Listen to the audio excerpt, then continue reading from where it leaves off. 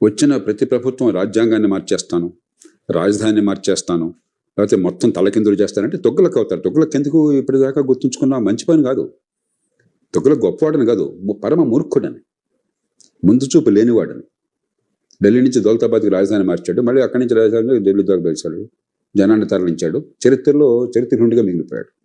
ప్రజాస్వామ్య సమాజంలో ప్రజాస్వామ్యం కాకపోయినా కూడా నిరంతరం ఒక విప్లవాత్మక మార్పులు రావాలని చెప్పని చాలా మూర్ఖుల లక్షణం. అది చేయాల్సిన పనులు బోల్డింటే విద్య ఎట్లా బాగు చేయాలా, ఆరోగ్యాన్ని ఎట్లా అందించాలా, ఉపాధి కల్పన ఎట్లా చేయాలా, మౌలిక సదుపాయాలు ఎట్లా పెంచాలా, పెట్టుబడిని ఎలా పెంచాలా, ఆర్థిక ప్రగతిని ఎట్లా పెంచాలా, అప్పుల భారాన్ని ఎట్లా తగ్గించాలా, ఇది కదా మనకి ముందు సమస్యలు.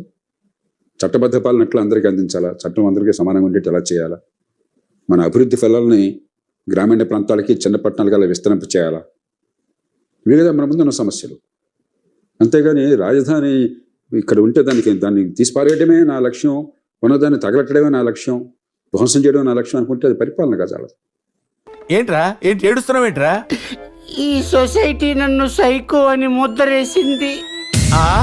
సైకో